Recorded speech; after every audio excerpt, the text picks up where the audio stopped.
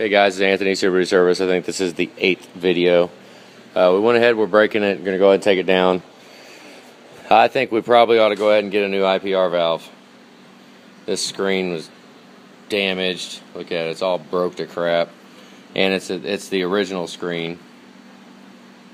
The updated ones are, you can just tell they're a little different. They have, well, or it could just be extremely old. All kinds of crap down on the bottom. I think we ought to go ahead and replace the IPR valve. Another issue we've got right here, the front cover. This is what's considered 4 o'clock position for the lower rad hose. My experience has been that with the 4 o'clock position, you have the smaller coolant pump. Coolant pump is going to be, I think it's a 90 millimeter. The late model trucks have the 3 o'clock position for the lower rad hose, 10 millimeter bigger coolant pump, 100 millimeter. I think we probably ought to go ahead and knock that out. Go ahead and put one in it. Gives you a bigger coolant pump. There'll be a bolt right here, a fastener, and an O-ring for the degas hose. And you can see how nasty everything was. It's just horrible. It's really freaking bad. Just pretty nasty. I'm going to go ahead and air test it just to check nipple cup O-rings and everything. Yeah, a couple other things here. We did get, does not look like there's spicer joints put in, but here you guys go. It's kind of concerning right there. I mean, I'm obviously going to put it back in, but really makes me kind of look at the rest of the job at what all was done, because we got new leaf springs. We got leaf springs put in. We got Bilstein 5100 series shocks, all new brake lines. Brake lines are new, sway bars new, all the end links, new calipers, rotors, drums, everything's new. Same with the front. Front has new rotors, calipers, leaf springs, all steering linkage. Got the adjustable track bar on it. Just a lot of new stuff. Yep, new gearbox. Yeah, buddy. So that's the one thing I really wanted to get your opinion on. You know, go ahead and put the different front cover on it. I mean, it's a pretty substantial cost. I think Julie will have to get with you on the cost of it, but the overhaul kit will come with ICP sensor and all the sensors. I mean, the sensors, Jesus, you can tell it sat for a long freaking time. I mean, that's a coolant temp sensor right there. I mean, that's fairly normal, kind of, but with my eye, you can see it's, let me see if I can focus. Oh, there's too much in the background.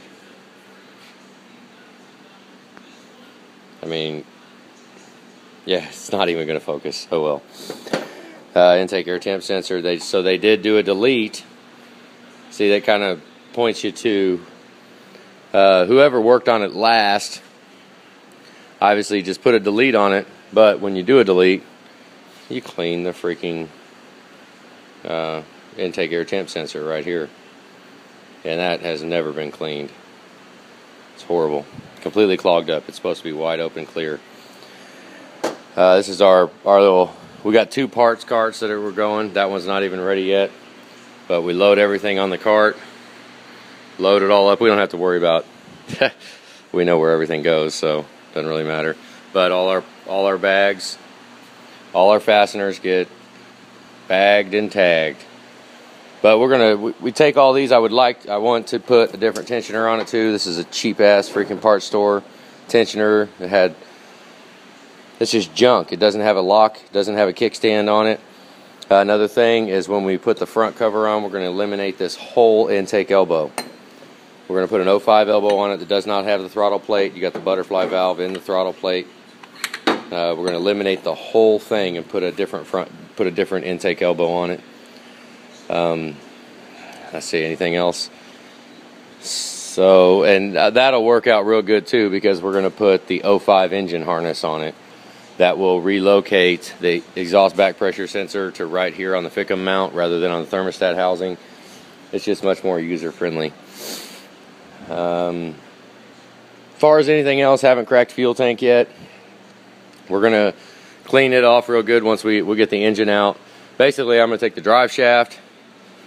The front drive shaft can just rest. I'll just let it rest right there in the cross member. But we're gonna take the, well, I might let that one rest too. Who knows?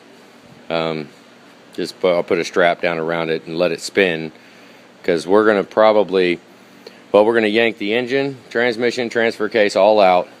We're gonna yank the exhaust completely out, and depending on what the inside of that fuel tank looks like, we're probably gonna yank the fuel tank too.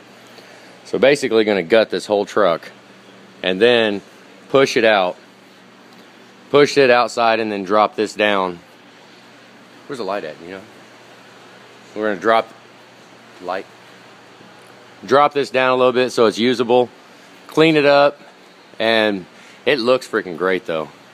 I mean, the underside of this looks freaking great. Let's see if I can get some focus on it. I mean, it really does. But might as well keep it looking great by cleaning it all off. Clean it all off and put a coat of enamel on it, you know. That way it stays looking like this. At least do what we can. I mean, there's no use in just letting it go. Then that'll kind of eliminate, a lot of times these are rusted. You can kind of see the rust coming through right there. Just a coat of enamel on it, clean it all up. Same with the frame. Frame looks pretty phenomenal too. But we'll get it cleaned off, get it brushed off, maybe do a little wire brushing here and there. And try not to walk so much. And then put a coat of oil base, gloss black on it. Be oil base. That stuff is freaking hard. But let's see, I don't know much else. I mean, here's the radiator right here. You can see it's been leaking at the seam, leaking for a while. Get the focus. But Julie has been calling to see, because there's a tag on it. She's been trying to find that. Anybody out there watching these videos, you know where that came from, give us a call. Send us a message or something. Because it says void if removed, which, you know, our radiators are lifetime warranty. If that's a lifetime warranty radiator, shoot, no use in spending money on it. We'll just get a new one. Anything else? Besides everything just being completely nasty. But, you know, you'll have that when it hasn't been ran for a long time. It won't look like this when it leaves, that's for sure. Be all pretty. But we're going to go ahead and yank the IPR valve and go ahead and air test. I always like to air test before and after I put them together. Make sure everything's all good, tight. You're going to get updated standpipes, dummy plugs, all that. Everything will be updated. Full set of injectors, blah, blah, blah, all that stuff. But I just thought I would throw a little video. Kind of bugged me when I saw that, because there is a vibration. I did drive it and there is a vibration coming on this. And if you can look at that angle, it's a pretty good drop right there going up to the lift. I mean, let me see how the rear pinion angle looks. Now well, we got a little bit there too. See if you can see it. See how the rear diff goes in and then it angles up. See, it would have been nice if the shop that did it would have twisted the axle a little bit, you know, before they put the leaf springs on. Twisted it a little bit up. Take the axle up a little bit to get that pinion angle a little closer to straight. But I could be seeing it, well, because there's no body on it. So maybe they did. Maybe they did do that because there's no body. Once they put the weight on it, it might drop the frame down enough to where it straightens that out. But this one right here, maybe something to explore would be for this joint right here to do a double cardine joint rather than just a single joint. Now I'm not even sure if they make them, but it's got a pretty extreme change of angle right there. Pretty extreme to be riding around all the time, you know. So I don't know. I mean, if I get some time, I can do some research and see if they do. I know I have a drive shaft shop here that will make that drive shaft, and I'm pretty sure I could have them make it with a double cardine joint, which that's what this joint is. Kind of alleviates any issues from having the steep angle.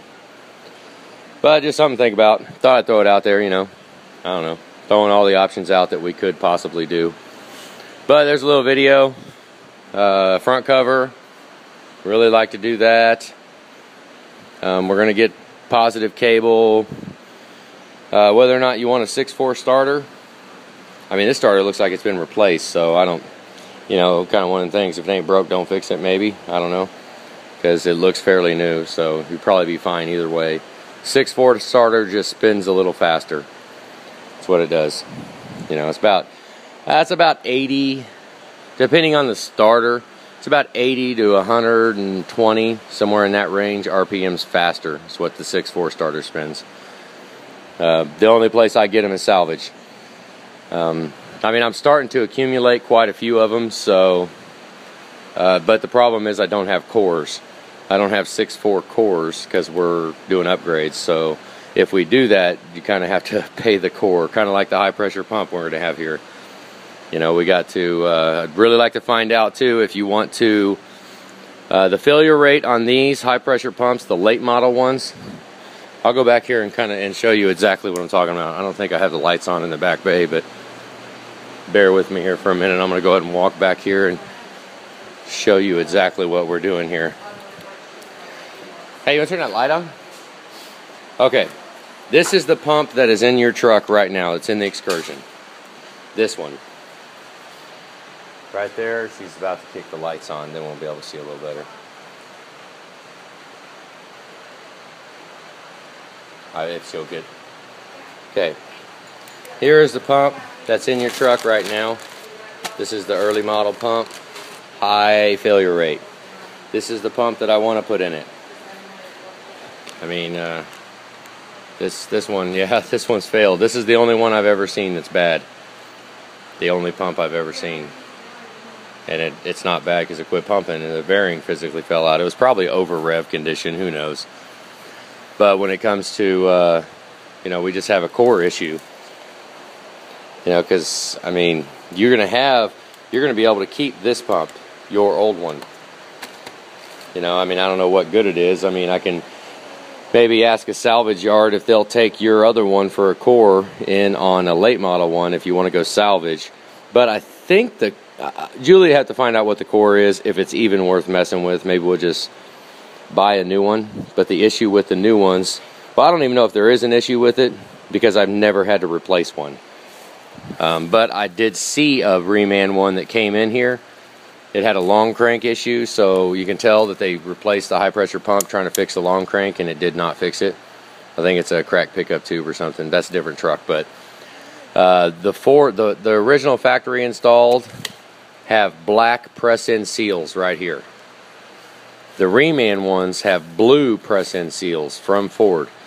You know, I mean, that's the only thing that I've seen, and it just raises my eyebrows a little bit. Like, why are they pressed in blue? What did they change? Why did they change? Because I've never seen one in service that failed with the black seals. So, you know, if we buy one from Ford, it's going to have blue seals, but it'll have a 2-year warranty. You know, if we buy a salvage yard one, it's going to probably have black seals, and, you know, it'll be a minuscule warranty. Probably, maybe get a 1-year warranty, but it's a salvage yard, so, you know. But, I don't know, kind of overloading you with stuff. Thought I would, holy crap, 14-minute video. Alright guys, that's enough for right now. I will, yeah, this is bad engine. I will update this later. Have a good day.